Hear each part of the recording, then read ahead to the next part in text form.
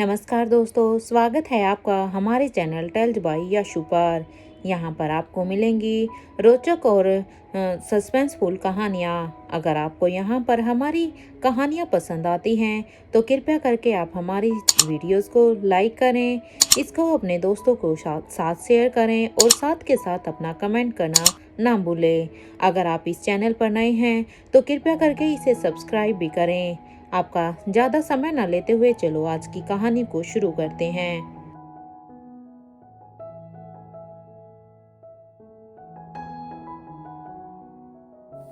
पिछले एपिसोड में हमने सुना था कि यहाँ पर राजीव गुलेरिया अपने कमरे में इधर उधर चक्कर काट रहा था। उससे आज बड़ी ही बेचैनी हो रही थी। अब उसे अपने किए हुए पर बहुत ही पश्चाताप भी हो रहा था, इसलिए अब वो सोचता है कि उसे एक बार इसके बारे में करण से बात कर लेनी चाहिए। और अब वो करण को फ़ोन लगाकर कहता है कि करण मुझे माफ़ करना, मैंने तुम्हारे साथ आज तक जो भी कुछ किया उसके लिए मुझे माफ़ करना, लेकिन हाँ मेरी एक रिक्वेस्ट है, मैं धनंजय से मिलवाना चाहता हूँ। क्या तुम मुझे धनंजय से मिलवा सकते हो? मैं तेरी माफ़ी के लायक तो नहीं हूँ मेरे भाई, लेकिन फिर भी। ये कहते हुए ही राजीव अब अपने फ़ोन को डिस्कनेक्ट कर देता है, क्योंकि राजीव गुलेरिया यहाँ पर अपने गिल्ट से इतना भर चुका था कि इससे ज़्यादा अब उसे करण से कोई भी बात नहीं कही गई। तो वहीं दूसरी तरफ करण गुलेरिया अपने हाथ में अभी अपने फ़ोन को लिए हुए एक गहरी सोच में चला जाता है, क्योंकि जैसे ही राजीव गुलेरिया ने उसे फ़ोन पर सॉरी कहा तो अब वो सोचने लग जाता है कि आखिर ऐसा क्या हो गया कि राजीव उसे सॉरी कह रहा है। भला वो उसे सॉरी क्यों कह रहा है? अरे इतने साल हो गए जब आज तक उसकी आंखें नहीं खुली, तो अचानक से राजीव को ऐसा क्या हो गया? वो मुझसे माफ़ी क्यों मांग रहा है? वो ठीक तो है ना? कहीं उसे कुछ हुआ तो नहीं? अपने इन्हीं ख्यालों को अपने दिमाग से अब हटाते हुए करण गुलेरिया अब सोचते हैं कि उसे इसके बारे में एक बार धनंजय को भी बता देना चाहिए कि राजीव उससे मिलना चाहता है। इसलिए करण अब अपने फ़ोन से अब धनंजय का फ़ोन नंबर निकालते हैं और अब वो धनंजय को फ़ोन लगा देता है। कुछ देर की रिंगटोन के बाद जब सामने से धनंजय ने फ़ोन उठाया तो सामने से हेलो की आवाज़ आती है। तो धनंजय की आवाज़ को सुनकर अब करण गुलेरिया धनंजय पीरामल से कहते हैं, क्या हाल है भाई, तुम फरी तो हो ना?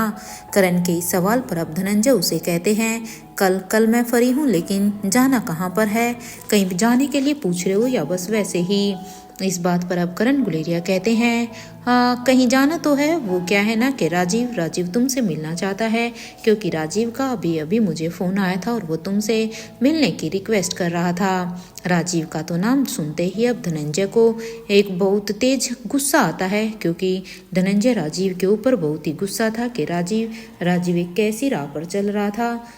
उसी के वजह से ही वो उससे नाराज भी था, और इसलिए अब वो एकदम गुस्से में अब करण से कहता है, अब क्या करना चाहता है वो? हाँ बोला, क्यों मिलना चाहता है वो मुझसे?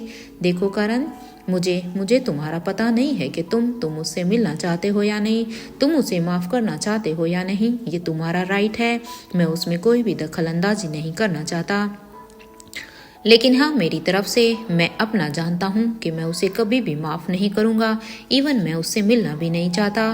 करण, क्या तुम भूल गए हो कि 30 साल पहले उसने आयशा के साथ क्या किया था? अब यहाँ पर धनंजय अब करण गुलेरिया से वो 30 साल पहले वाली बात याद दिलाता है। तब अब करण भी, जो कि धनंजय की बात को सुन रहा था, वो भी अब फ़ोन पर दूसरी साइड से कहता है, हाँ मैं जानता हूँ।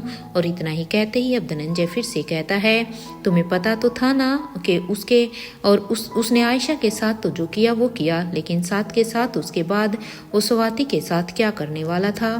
क्या तुम भूल गए हो इन सब बातों को? क्या फिर भी तुम उसे माफ़ करना चाहते हो? ठीक है, तुम नहीं जानते करण, क्योंकि तुम उस वक्त स्वाति के साथ नहीं थे। अगर तुम उस समय स्वाति के साथ होते और उसने क्या क्या किया था, अगर वो तुम अपनी आंखों से देखते, तो मैं कसम खाता हूँ, मैं पूरी गारंटी लेता हूँ कि तुम भी कभी राजीव से मिलना तो दूर उसका नाम भी सुनना पसंद नहीं करोगे। लेकिन मैं तो वहाँ पर था। तुम नहीं देखना चाहते, या फिर तुम उस पल को महसूस ही नहीं करना चाहते।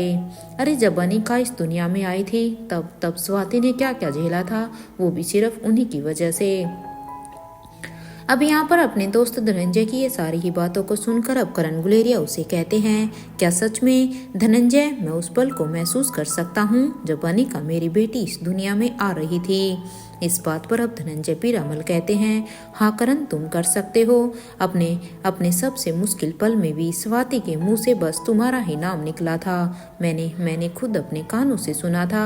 अपने दोस्त की ये बात सुनकर अब करण गुलेरिया कहते हैं, मैं उन पलों को देखना चाहता हूँ यार, प्लीज प्लीज कुछ करना। अपने दोस्त की ये बात सुनकर अब धनंजय पीरामल कहते हैं, ठीक है, मुझे रेवती से इसके बारे में बात करनी होगी क्योंकि उस कैसेट को उसी ने ही रखा होगा। क्योंकि जब ये सब हो रहा था तो उस समय मैंने उसके लिए, ताकि तुम उसे देख सको, एक कैसेट को रिकॉर्ड कराया था। इस बात पर अब करण गुलेरिया कहते हैं, थैंक यू सो मच भाई। और हाँ, मैं तुमसे एक रिक्वेस्ट करूंगा कि कल तुम मेरे साथ राजीव से मिलने के लिए चलो। हालांकि मैं तुम्हारे ऊपर बर्डन नहीं डालना चाहता हूँ या मैं तुम्हें किसी भी चीज के लिए फोर्स नहीं कर रहा हूँ, लेकिन हाँ, मैं भी एक बार देखना चाहता हूँ कि आखिर राजीव तुमसे क्यों मिलना चाहता है। आखिर क्या वजह है जो उसने तुम्हें मिलने के लिए कहा। करण की ये बात सुनकर अब धनंजय पीरामल कहते हैं, पता नहीं मुझे, और तू जानता है कि मैं कभी भी तेरी बात को टाल नहीं सकता हूँ और ये बात तू अच्छी तरह से जानता है। शायद इसीलिए ही तू मुझे ऐसे फोर्स कर रहा है, वरना तू भी जानता है कि मैं उसे बिल्कुल भी नहीं मिलना चाहता। अब धनंजय एक गहरी सांस लेते हुए अब धनंजय कहते हैं, ठीक है, मैं चलूँगा। इसके अलावा कुछ ये सुनते ही अब करण गुलेरिया कहते हैं, थैंक यू सो मच मेरे भाई। कल मैं तुमसे मिलने के लिए राजमहल में ही आता हूँ और फिर वहीं से ही हम दोनों राजीव से मिलने के लिए चलेंगे। गुलेरिया की इस बात पर अब धनंजय पीरामल भी कहते हैं, ठीक है फिर। और अब वो करण गुलेरिया को फोन पर बाय बोलकर और अब अपने फोन को डिस्कनेक्ट कर देते हैं। फोन को डिस्कनेक्ट करने के बाद इधर करण गुलेरिया भी अब अपने फोन से फिर से राजीव को एक मैसेज करते हैं, जिसमें लिखा था, कल मैं और धनंजय तुमसे मिलने के लिए आ रहे हैं। हम उसी लोकेशन पर ही आ रहे हैं जहाँ पर हम अक्सर मिलते हैं। ये लिखते हुए ही करण गुलेरिया उस मैसेज को राजीव को सेंड कर देते हैं और वो अब अपने फोन को साइड में टेबल पर रखकर अब वो अपने बेड पर चले जाते हैं। आज यहाँ पर करण के दिमाग में थोड़ी बहुत सी तो उथल पुथल जरूर मची हुई थी, क्योंकि बेड पे लेटने के बाद अब करण अपने सिर को बेड के सिरहाने के पीछे लगाकर अब कुछ सोचने लग जाते हैं कि भला राजीव मुझसे और धनंजय से क्यों मिलना चाहता है, और इतने सालों के बाद उसने मुझे सॉरी क्यों बोला। क्या सच में उसे रियलाइज हो गया है कि आज तक वो जिनको अपना मान रहा था वो उसके अपने ही नहीं है, या बात कुछ और है।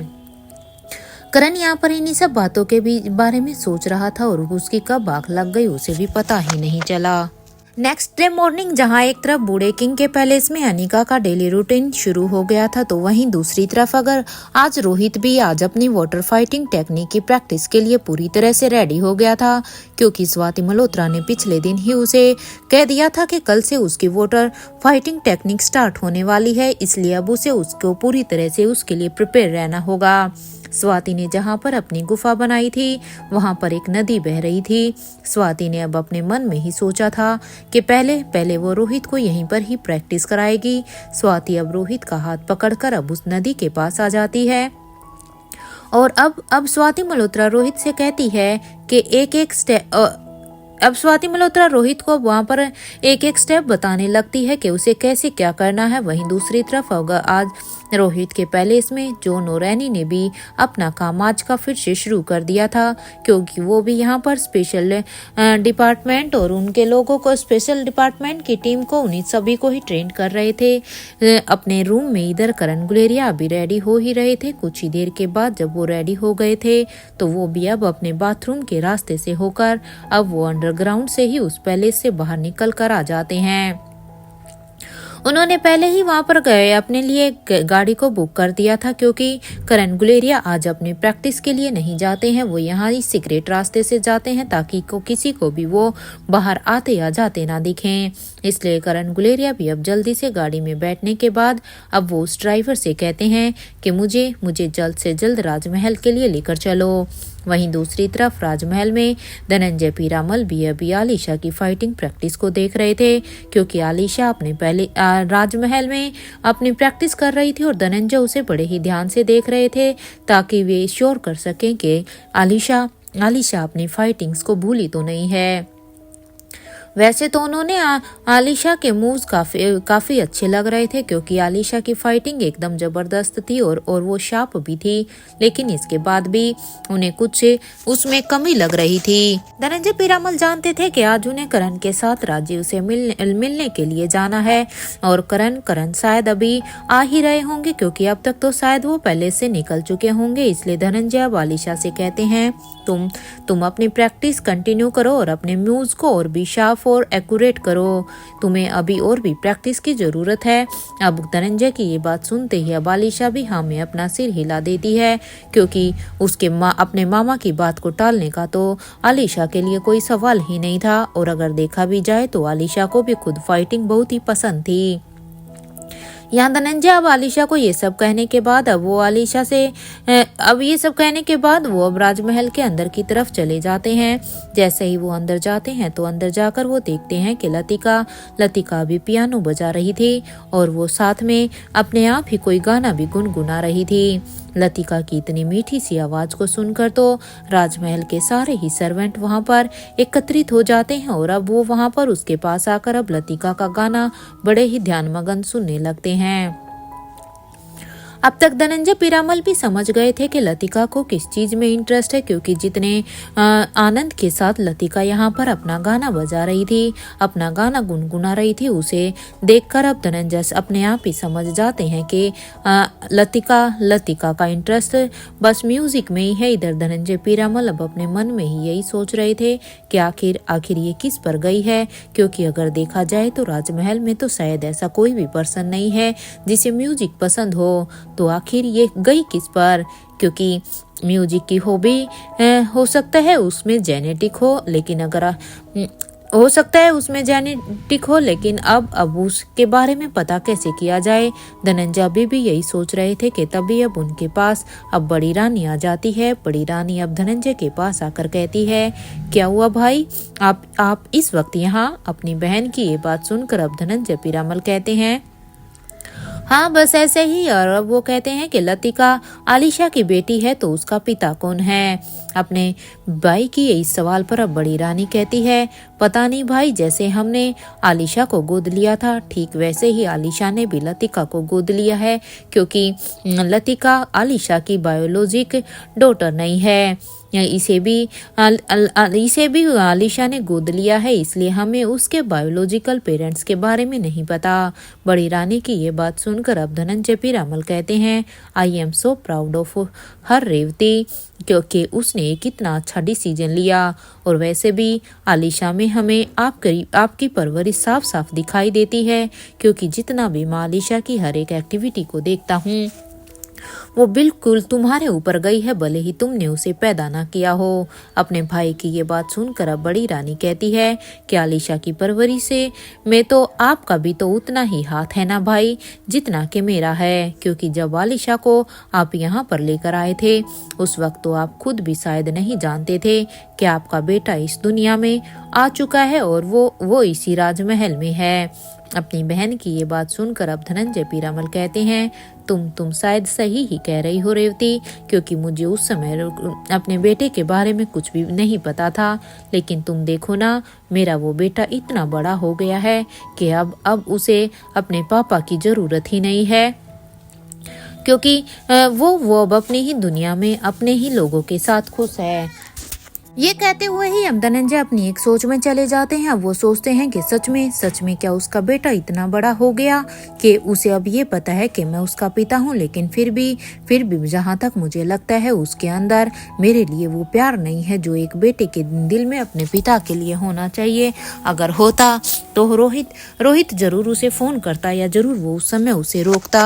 अब धनंजय अपने इन्हीं ख्यालों में ही सोच रहे थे कि रेवती अब उसकी तरफ देखती है, तो अब वो धनंजय के कंधे पर अपना हाथ रखते हुए कहती है, क्या हुआ भाई, कहाँ पर खो गए?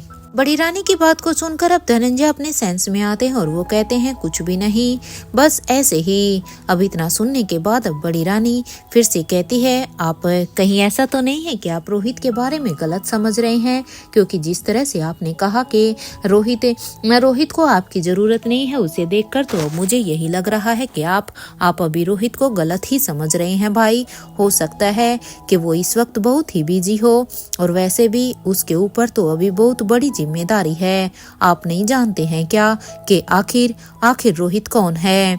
ये कहते हुए ही बड़ी रानी अब एकदम से ही खामोश हो जाती है। और यहाँ अभी धनंजय पीरामल अब अपनी बहन से ही कहते हैं, क्या मतलब है रेवती तुम्हारा? तुम कहना क्या चाहती हो? क्या कुछ ऐसी बात है जो तुम मुझसे छिपा रही हो?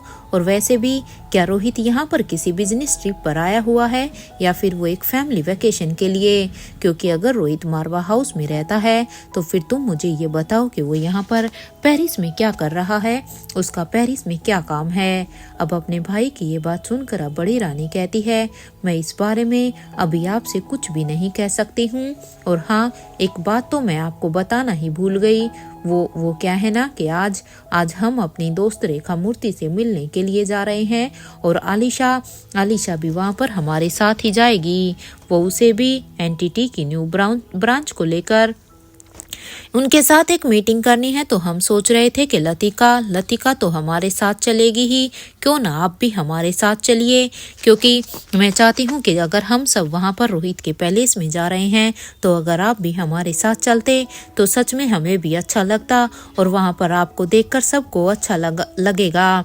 आप भी वहां पर जाने के बाद रिया, आर्यन और अलेक्जेंडर से मिल लेते। इस बात पर अब धनंजय पीरामल कहते हैं, एक काम करो रेवती, तुम सब अभी जाओ, और हाँ, अपने साथ तुम अपनी सिक्योरिटी के लिए कैलाश अधिकारी को साथ लेकर जरूर जाना, क्योंकि मैं किसी भी तरह की कोताही नहीं बरत सकता हूँ तुम लोगों की सेफ्टी को लेकर।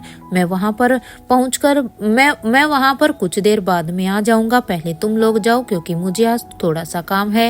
मैं उस काम को निपटाकर जल्द ही तुम लोगों के पास आऊँगा, या फिर आप सभी को लेने के लिए मैं वहाँ पर आ जाऊँगा।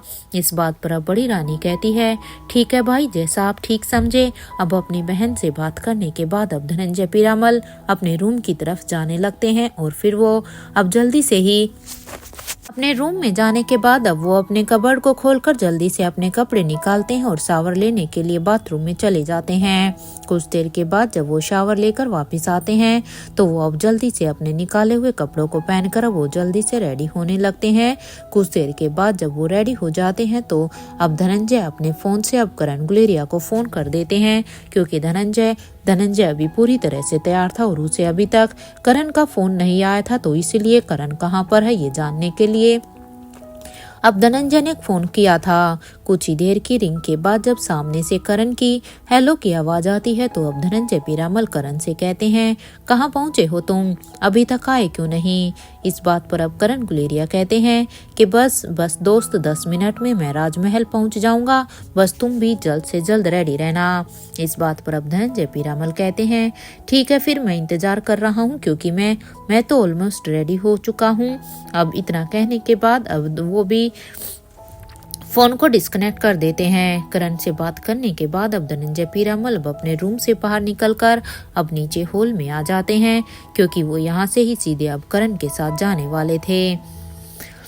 हॉल में बैठकर अब धनंजय 5-10 मिनट के लिए अब करण गुलेरिया का वेट करते हैं। कुछ ही देर के बाद अब करण गुलेरिया जब वहां पर आ जाते हैं तो अब उनके साथ कैलाश अधिकारी भी थे, क्योंकि करण यहाँ पर कैलाश के साथ ही आए थे। उन दोनों को ही अब धनंजय पीरामल अब अंदर आने के लिए कहते हैं। यहाँ करण गुलेरिया अब जल्दी से धनंजय के सामने आ जाते हैं तो धनंजय पीरामल अब उन्हें बैठने के लिए कहता है और साथ के साथ उनके साथ अपना हैंड शेक करता है। करण अब अपनी आंखों के इशारे से ही कहते हैं कि अब हम लेट हो रहे हैं, हमें यहाँ से चलना चाहिए। अब करण के इन इशारों पर अब धनंजय पीरामल भी अब उसकी बातों को समझते हुए अपने पलकों को हाँ में झपका देते हैं। यहाँ पर अब सर्वेंट उनके लिए अब तक ब्रेकफास्ट के साथ साथ कॉफी भी लेकर आ गया था। कुछ ही देर तक वो तीनों ही अभी एक दूसरे के साथ हल्की फुल्की सी बातें करते हैं और साथ के साथ वो कॉफी और ब्रेकफास्ट को एंजॉय करते हैं। अब धनंजय पीरामल अब कैलाश अधिकारी से कहते हैं, आपको रानी साहिबा के साथ रोहित के पैलेस में जाना है, क्योंकि आज उन्हें पैलेस में वहां पर कुछ काम है, इसलिए मैं चाहता हूं कि आप उनके साथ जाएं। वैसे तो मुझे आपको उनकी सेफ्टी के बारे में कुछ भी कहने की जरूरत नहीं है, क्योंकि आप तब से राजमहल को प्रोटेक्ट कर रहे हैं जब मैं भी यहाँ पर नहीं था। इस बात पर अब कैलाश अधिकारी कहते हैं, अरे नहीं नहीं सर, प्लीज प्लीज ऐसा मत कहिए, मैं रानी साहिबा की प्रोटेक्शन में बिल्कुल भी कोई भी कमी नहीं रखूंगा।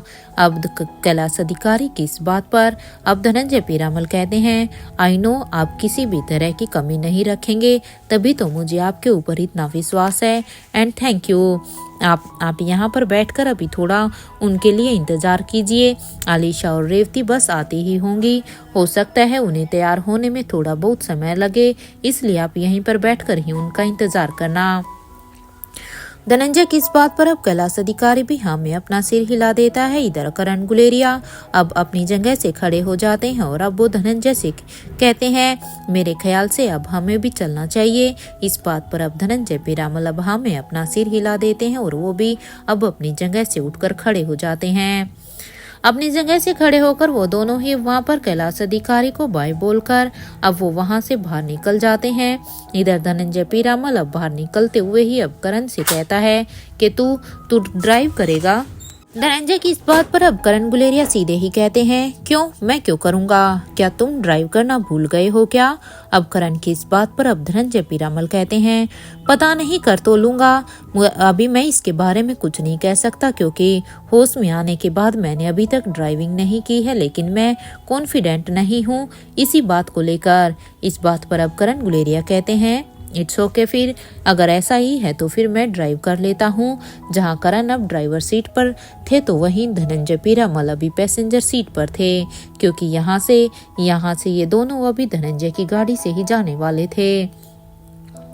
करण गुलेरिया अब गाड़ी को राजीव की बताई हुई लोकेशन की तरफ ले जाने लगता है। इधर धनंजय पीरामल अब गाड़ी में बैठते हुए ही अब करण गुलेरिया से कहते हैं, ये अचानक राजीव मुझसे क्यों मिलना चाहता है करण? क्या तुम्हें कोई आइडिया है क्या? आखिर वो क्या बात करना चाहता होगा?